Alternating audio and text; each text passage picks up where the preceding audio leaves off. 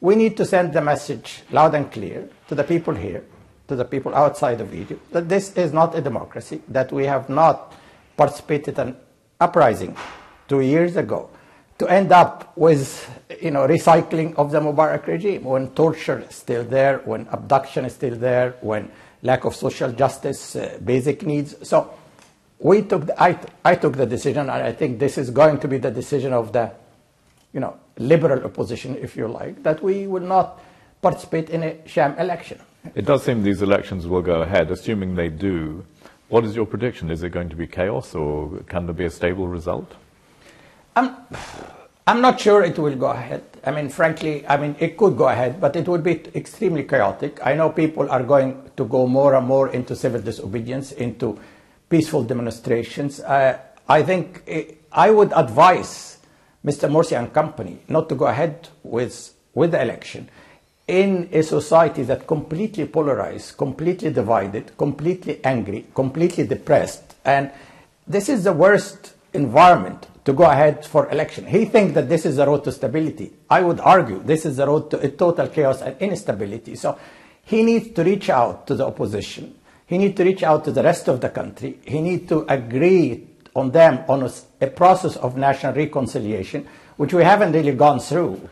Could you see things getting to a stage where the army might be looked to intervene, to hold the ring, to stabilize things for a bit? Sure. That is, and again, this is not a prophecy. This is just common sense. And the army has been saying that if things get bloody, more than what it is, if things get totally chaotic, if Egypt is almost on the brink of default, if law and order is absent, they have a national duty to intervene. And they've said that, nobody wants the army to come back. And I don't think if the army were to come back, will come back to govern, because they had an awful experience in mismanaging the transition themselves. But they will just come back to stabilize, and then we will start all over again.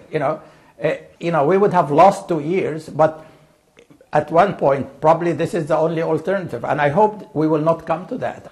As you know, the situation in Tunisia is not hugely better than here. People have been hoping it would be a kind of glowing example, and you had the assassination of Shukri Belaid just a couple of weeks ago.